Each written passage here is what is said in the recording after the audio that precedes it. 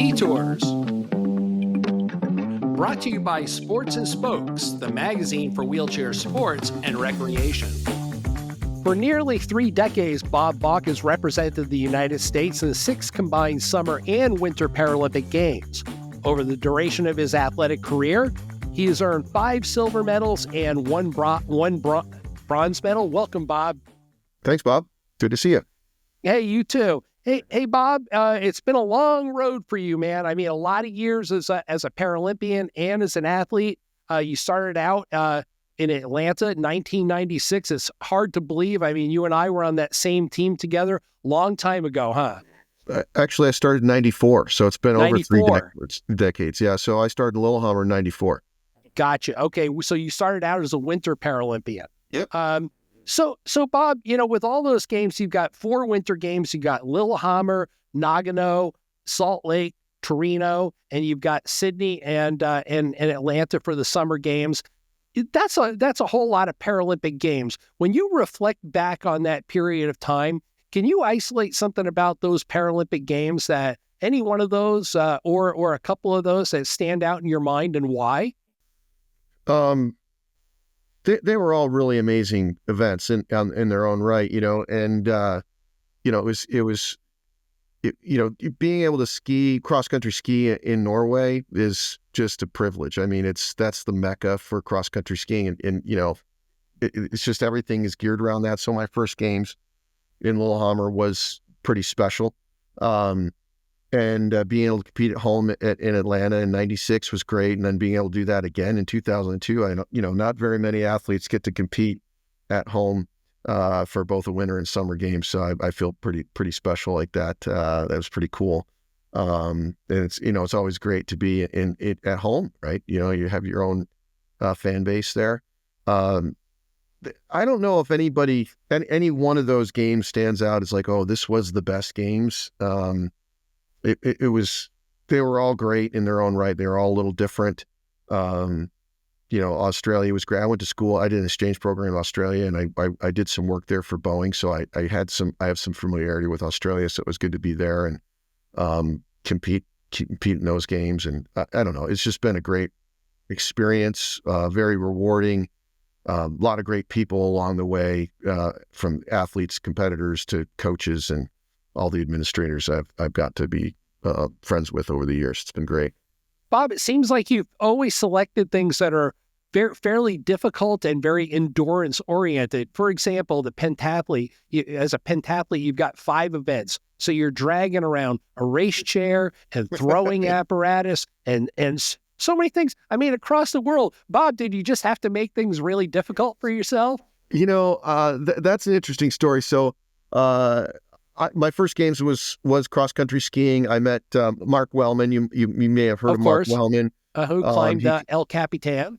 Yep. So Mark, he's the Wells. He's amazing. He's a very, very unique individual. And he came to speak in Rochester where I was living, and I was playing wheelchair basketball at the time, and one of my teammates invited me to this event where he was speaking. I got to know him, learned a little about cross-country skiing, decided to try out, and started skiing really in November of 93, made the team in January, and was racing in Norway in March. So pretty short transition from just being a guy to a Paralympian. So that was pretty awesome. And I came home, and it was such an amazing experience. I mean, it's just all the athletes and all the things that they're doing. It was just amazing. And I came home, and I met with this organization that supports local athletes, Greater Rochester Amateur Athletic Federation. This guy, Bob Silver. Bob, I was talking to Bob at lunch, and he's like, "How was it? What was it like?" And I told him it was fantastic. And I told him, I was like, "Hey, Bob, I think I'm going to try to go to the Atlanta Games." And Bob was great. He got really quiet. He leans over. He's like, "Bob, I don't think there's skiing in the summer." Oh, you think not? And I'm like, yeah, I got it. But I'm going to do this thing called Pentathlon. He's like, "Oh, okay. What have you done that before?" Oh no, I haven't done any of that. I don't know what I'm doing. I had thought about it, and I had been pushing a racing chair for training and doing some local races. And I was, I was okay in a racing chair, but I'm also pretty big. And I'm like, I got to be able to throw a shot put, on par with most people. And if I can push the chair okay and throw okay, I might do okay. And that turned out to be pretty true. So that's kind of how I reasoned my way into the pentathlon, and it was a great event. It's no longer on the program, which is disappointing. But it was a great event for me, and a little bit of it was difficult because cross country skiing is such an endurance sport. It's a lot of strength for what is a lot more strength endurance than say racing in wheelchair. But throwing a shot put, a discus or a javelin is pure strength, right? It's speed and strength, and so my training would be very cyclical from season to season, year to year. Bob, with all of your workload, I mean, you've got a family, you've got a job, you just got back from 6 weeks over in Europe. How is it? I mean, people, when they look at this workload, they might think this is pretty insurmountable. How is it you go about balancing your life as an adaptive athlete with all the things that you've got going on in your life? Is it just, do you have a unique personality, or do you think that this is a common thread within our industry? I don't think I'm the only person that's working and playing. I think it's less common now. I think the demands on, particularly high level athletes in the high demand sports, sled hockey, basketball, the racing chair guys, they're spending a lot of time training, and it makes working more difficult.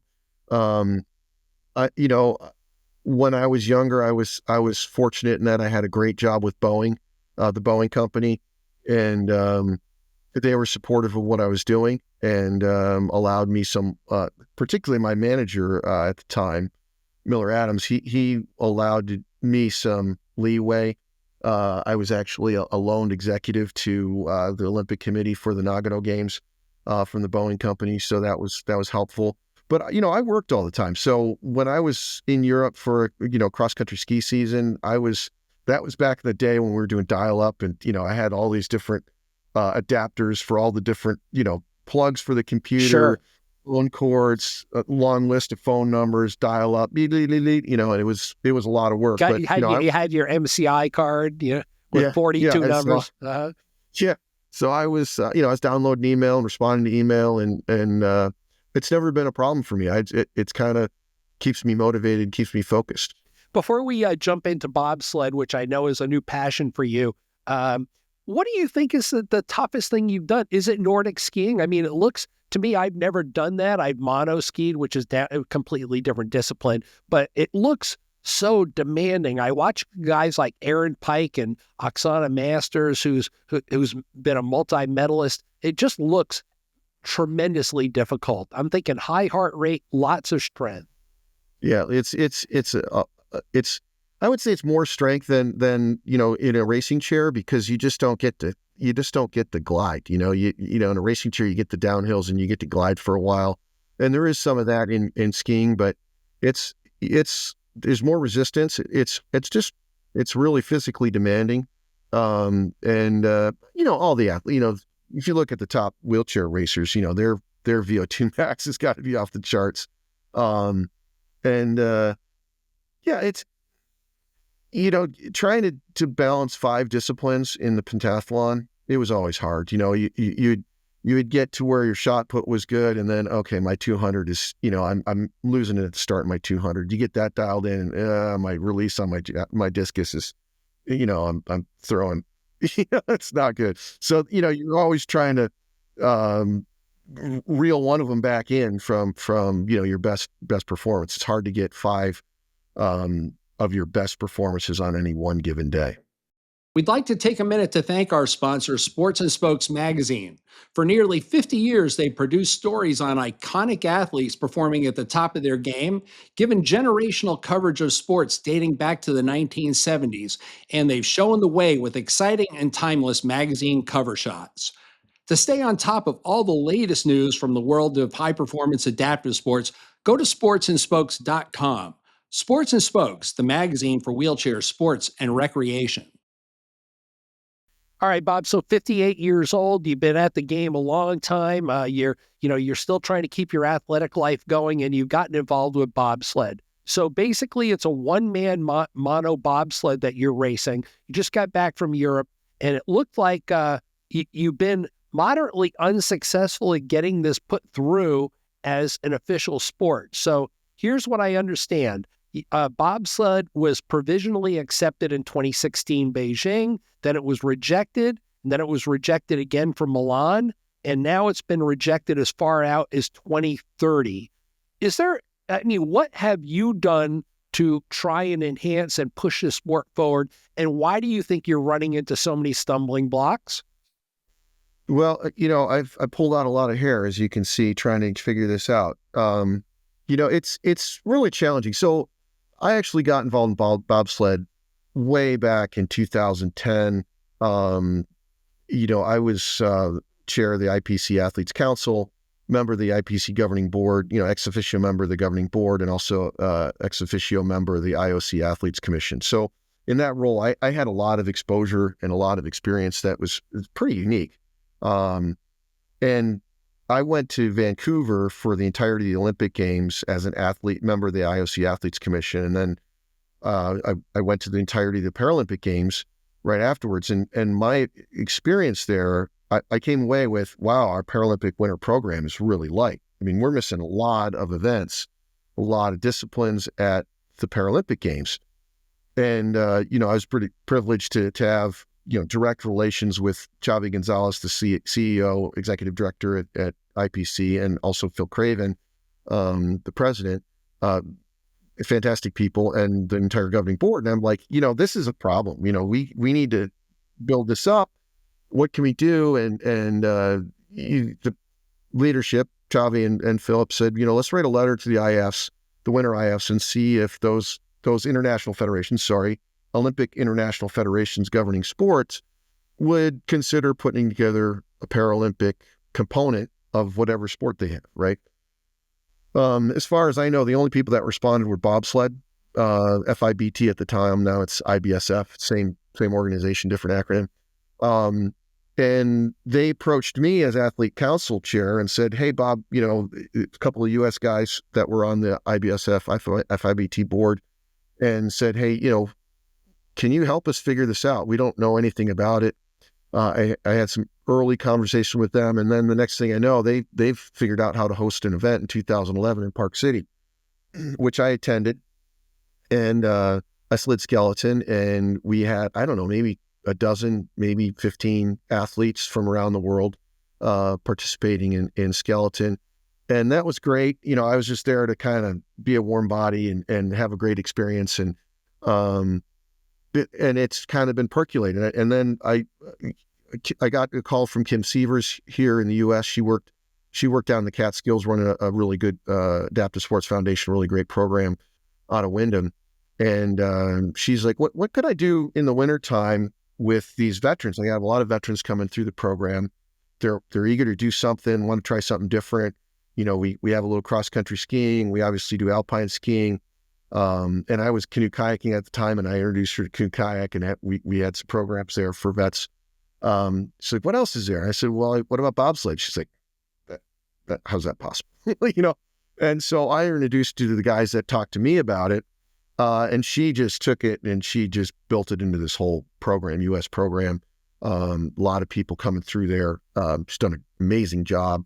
And so COVID, 10 years later, really, COVID happened, and I get this call from Kim. I haven't talked to her in a long time. She's like, hey, Bob, I'm hosting this bobsled camp, but we don't have very many people that can come because, people either are sick or they can't travel or they can't travel into New York or whatever. And I have ice time. I have sleds.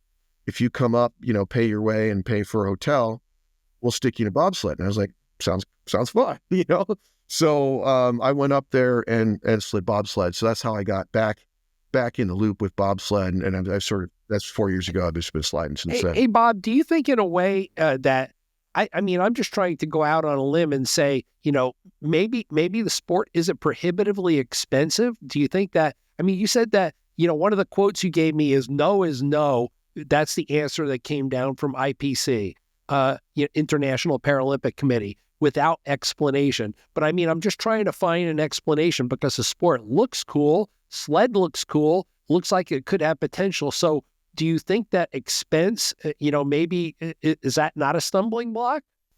No. So what the IBSF has done, right, the federation has done is they've standardized it and made it very accessible. So they own all the sleds. So the big expense for a bobsled athlete, right, is your sled, runners, usually have multiple sets of runners, and then transferring that equipment, the logistics from getting it from here to this venue to that venue, back and over to Asia and Europe and points. It's very, very expensive. Well, the IBSF owns all the para bobsleds. So when you show up to a venue, you just show up with your helmet and a coat and you're like, I'm ready. And you get assigned a sled. The runners are on there. And there's technical staff that maintain the sled. You're not really allowed to do any of the work on the sled except for polishing the runners, which is just sandpaper. You can't do any adjustments or anything like that. So everybody's sled is very, very standardized. If you look at any of the pictures, they're all the same sled. There's no fancy markings and anything like you see on the Olympic sleds, right? So they're all just the same sled. Because so you have an even playing field. Yeah. So it's just comes down to your driving, right? So the sleds are all the same. The runners are all the same. You get a launch off the top. There's a special launcher the IBSF has invested in developing. So that gives everybody an equal push. And the start times are very, very equal down to, I would say within a tenth, but usually even better than that, usually a couple hundredths. So it's very equal and it's just up to your driving. And the expense isn't there. I mean, you got to fly to Europe, right? And you got to buy a helmet, but that's pretty affordable. Right. Hey, Bob, just to get beyond the politics of this, just when it comes down to the bobsled alone, I knew this already, but the sleds are steered, with maneuvering a rope on a pivot to, steer the sled. So you are essentially everything. You are the pilot. You are the brakeman. You are a one-man show. What's the worst situation you found yourself in? I mean, and at what speed? Have you been going at an astonishingly fast speed and found yourself overreacting maybe a little with the steering and ended up on your head or anything? Oh, you definitely crash. I mean, this is a sport that you can get severely hurt and, you can get killed, right? For sure. It's not like, this isn't like, hey, it's a, para bobsled and, it's, we're going from the top of the same runs. And once you get started, there's no stopping. There is a break, right? But you are not touching that brake until you get to the end. And that brake is only to stop at the finish line. You don't pull that brake at all on the track. You wouldn't want, you don't have time to. So I've definitely crashed. I crash, multiple times a season. I don't crash every run, but I crash frequently. I've had most crashes in Lake Placid because I've slid there the most. It's a very technical track. I've crashed all over that track, right? I've tracked turn 4, turn 7, turn 8, turn 9. You can lose it in Lake Placid in a lot of places. I don't know where I had a pretty bad crash in Lake Placid this year in turn 11. Did it scare you? Oh, yeah, it horrified me. Okay, there is the worst thing that happened to me. So, I was in Lake Placid. This is very early in my career. And one of my earliest runs from the top, and I had a crash. And I got back in the sled. I got it back up the top, and as I crashed, it was fine. And I got back in the sled, and they launched. And what happened is when I crashed, somehow the rope got tangled around the footrest, or I pressed really hard on the footrest and bent something or something, but I couldn't steer. So now I'm going into turn 1, and I know I'm going to the bottom, and I can't steer. It was really, really horrifying. I got out of the sled. I jumped out of the sled at the end. I said, I'm done for the day. Done for the day. Because I think I might have, I don't know if I crashed. I don't know how I mean, I was like pulling for everything I had, but the rope was bound up, and it was horrifying. But I can't remember if I crashed or not, but it was just terrifying. Well, Bob, I really think that there's a potential for the sport, and I hope that they readdress it. It seems to me you've done everything that you possibly can do to, politically influence it and help people to really gain an understanding. So, keep plugging away. Bob, I really want to thank you. Great insights. Really great to hear about, your 30 years of experience with the Paralympics and, great stories. Thanks, Bob. Great. Thanks, Bob. It's been a great run. Thanks for the time.